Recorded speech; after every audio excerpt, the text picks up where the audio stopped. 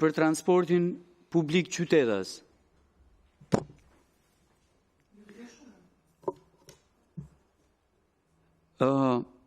Cili është plani?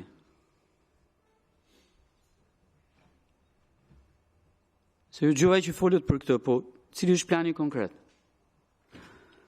Tjetër, për transportin publik thatë të fëmijëve edhe të mësuesve. Cili është plani? Dhe kostot e se cilit shërbim, në qoftë se ju do ndërhyni. Ndërkohë, po vite Tirana, është bërë një punë kolosale me unazën e madhe të Tiranës, në kështu me radhë. Po nuk e di, e keni vënë në re që në orare piku, 7, 8:30, 9, dhe pastaj 3:30, 4, 4:30, 5, 5:30. Hyrja dhe dalja nga Tirana është e pamundur. Veçanërisht në nyje që kanë rreth rrotullime. Është e pamundur. Në unaz, nga do të duash, domethënë as hyet, as dilet dot. Keni ndonjë plan për ta zgjidhur këtë? Domethënë, ty ish në Tiranë nga unaza e madhe dhe të dalësh nga Tirana përmes unazës madhe është e pamundur. Janë minuta të tëra për mos thënë orë për të aksesuar. Keni ndonjë plan për ta zgjidhur këtë problematikë apo jo? Ju dëgjova që folët për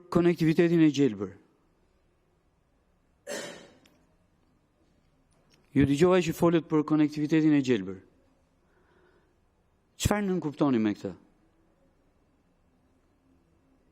Dhe cila pjesë e transportit që kemi sot dhe do të kemi vitin e ardhshëm është e gjelbër? Cila? Sa para janë? Cilat janë projektet dhe sa para janë për ta financuar pikërisht këtë gjë?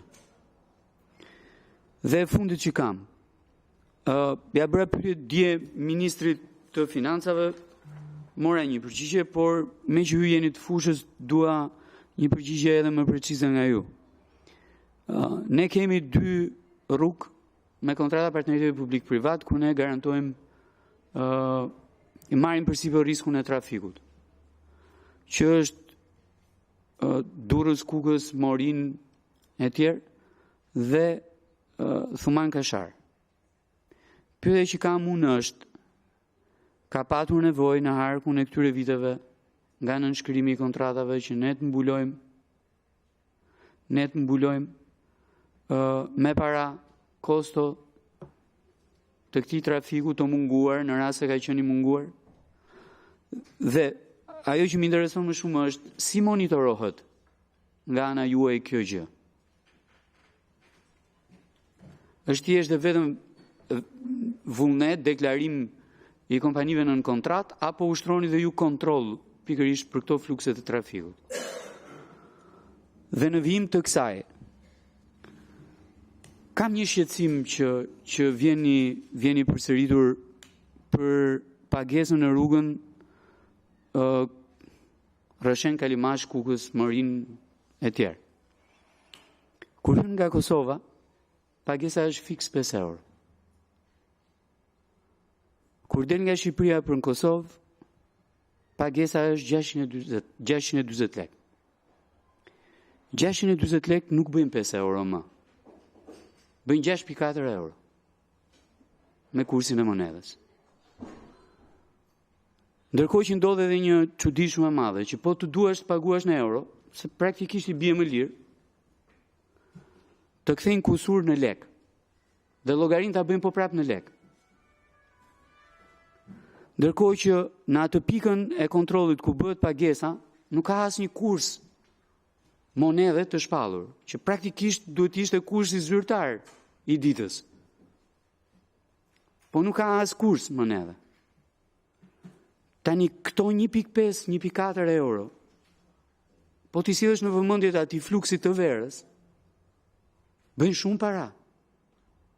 Prandaj ju pyeta pak më herët, është thjesht çështje deklarimi kompanie në këtë rast, trafiku, fluksi të ardhurat, apo ushtroni dhe ju kontroll për këtë gjë? Se praktikisht i bie tjetë e pandershme kjo gjë. nga ana e operatorit që operon rrugën. Faleminderit. Doni të përgjigjeni këtyre pyetjeve dhe pastaj vazhdojmë me tjera.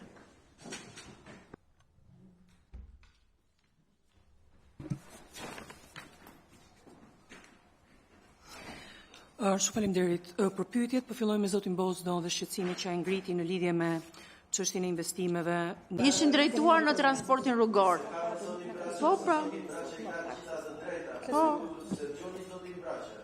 Unë sa duke di, unë zoti Braçe po t'i gjoj.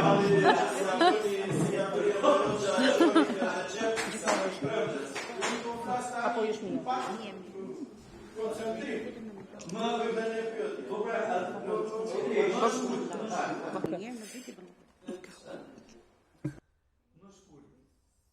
Qartësisht, pra pjesa e kurridore është komplet konektiviteti gjelbër, gjithashtu investimet për eficiencën e energjisë, por edhe në flotën e re për sa i përket çështjes së makinave elektrike dhe mbështetjes që do të bëhet për furnizimin me energji elektrike të ndëruar nga OSHE-ja, por edhe investimeve për sa i përket përdorimit makinave. Gjithë politika fiskale në Shqipëri mbështet se në lidhje me futjen e mjeteve elektrike, në Shqipëri mendojmë që i shërben çështjes dhe diversifikimit burimeve të prodhimit të energjisë nëpërmjet burimeve të energjisë rinovueshme, i shërben konceptit konektivitetit gjelbër, për të cilin ndërkohë ju interesojeni.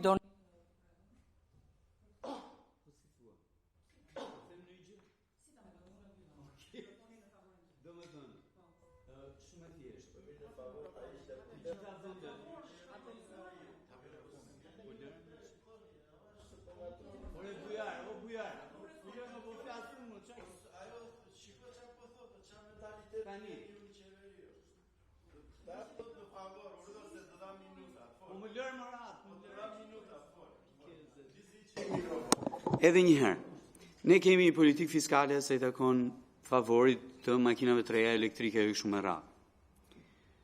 Por, natyrisht, ka një zgjerim të sektorit makinave elektrike për transport, përgjithsisht të themi qytetar, po jemi shumë brapa në transportin që është transporti i rënd, i materialeve ndërtimit e kështu me radhë, që janë edhe ndotësit më të mëdhenj sa i takon këtij sektori. Shqetësimi që unë kam është, të gjitha vendet që po mbështesin një agent të gjelbër, kanë vendosur një vit limit dhe thonë, brenda këtij viti, 60% e mjeteve motorike në territorin e Norvegjisë do të jetë elektrike. Brenda pas 2 vitesh shkon 80%, mbas 6 vitesh shkon 100%. Ne do të shkojmë drejt kësaj politike apo do ta lëmë të lirë, kush ka mundësi ta blej, kush nuk ka mundësi, do vazhdoj të jetë me atë mjetin që duket si o gjak fabrike me qymyr. Jo si mjet që nuk ndot. Shumë faleminderit. Dhe në fakt u përpoqëm t'ja u shërbejmë edhe në kuptimin e këtij argumenti që u thatë. Sigurisht që objektivat e Shqipërisë janë ato të agjendës gjelbër të Bashkimit Evropian për vitin 2030 dhe në këtë kuptim gjithë objektivat që do të vendosen duke patur parasysh në fakt mos cënimin e tregut të brendshëm për sa i përket çështjes mjeteve. Pra politika ka vënë gjithë lehtësimin fiskal për sa i përket futjes makinave elektrike. Vetë entet publike, përfshirë edhe Mobali, do të ketë një orientim shumë të qartë për përdorimin e mjeteve elektrike në transportin, mbi bazën e mundësive që ne do të mund ndërtojmë. Pra tashmë pjesë e një politike shumë të qartë për të favorizuar pjesën e shkruar për Mobalin do ta kemi shumë shpejt. Shikoj bashki që vazhdojnë të blejnë benza me dizel e kështu me radhë. Shikoj institucione që vazhdojnë të blejnë makina me dizel e kështu me radhë. Po të shikojmë qeverinë, nuk ka një ministër, përfshi kryeministrin që të lëvizë me një makinë elektrike. Tani këto janë ca shembuj që fillojnë bëjnë mirë në shoqëri. E kupton? Tani të paktën sektori publik mund të kalonte i gjithi elektrik.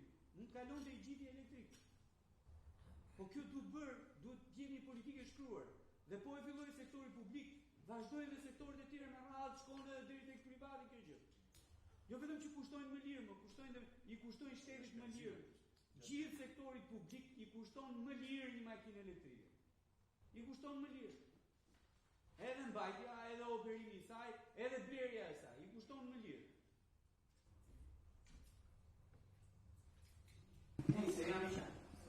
Shumë faleminderit. I nderuar, dhe në fakt këto shënime do të përcillen në mënyrë që të diskutohet në mënyrë më të gjerë, edhe në kuptimin e politikave që do ndjeken nga Ministria e Financave, në mënyrë që të ketë një promovim, por edhe në mbështetje për sa i përket edhe orientim shumë të qartë, por tash në kuptimin politik, qoftë Ministria e Mjedisit, në kuptimin e të gjithë garancimit të emetimeve të dioksidit karbonit, por sidomos reduktimit të karburanteve fosile në transport, janë pjesë e një politike shumë të qartë e normuar dhe parashikuar me afate, të cilën madje do të duam ta ndaj me juve në mënyrë që të kemi një qartësi për sa i përket planit që Shqipëria do të ketë për të reduktuar emetimin nga të themi nga këto karburante, por edhe në mbështetje të asaj që po bëjmë tashmë për rekurutën dhe promovimin e kësaj mënyre transporti që është absolutisht në mbështetje të mjedisit dhe për pikeve tjera që po bën edhe Ministria e Mjedisit në këtë qëllim. Po do të duam t'i ndajmë në fakt në vijim për këtë qëllim. Për sa i përket projekteve të partneritetit publik-privat që ju përmendët për dy seksionet, Thuman Kashar dhe Milot dhe Kukës, Milot Mëri. Të nderuar, kontratat e koncesionit deri më tani nuk kanë kushtuar të dyja, po sidomos ajo Milot Mërin për shtetin shqiptar asnjë kosto. Pra shteti shqiptar nuk ka paguar. Pra risku nuk është asnjë. Sa po e thash, o nderuar, po unë sa po fola deputet. Po sa po e thash? Po vazhdoj deputeti, zoti Cara. Më falni. Po sqarona atë. Faleminderit. Kemi paguar gjë apo s'kemi paguar? Nuk kemi paguar gjë. Faleminderit shumë për këtë pikë dhe për sa i përket çështjes së monitorimit, kontratat patjetër që janë monitorim të dyja. Për sa i përket çështjes së trafikut, pra, kontratat janë në monitorim. Patjetër. Ka një mekanizëm të kontrollit të kontratave koncesionare të nderuar. Domethënë e cila ndërkohë kontrollon gjithë performancën e kontratës në kuptimin e gjithë parametrave dhe modelit financiar të secilit prej tyre deri më tani dhe sidomos në lidhje me çështjen e tarifave që ju përmendët, ne mendojmë se duhet ta marrim këtë si një detyrë për ta kuptuar gjendjen aktuale që ju raportoni, në mënyrë që të kemi mundësi të kuptojmë kush pra cili është ai parametër i pandershmërisë, se ju përmendët një fjalë shumë të rëndësishme, pa pagesa. Po.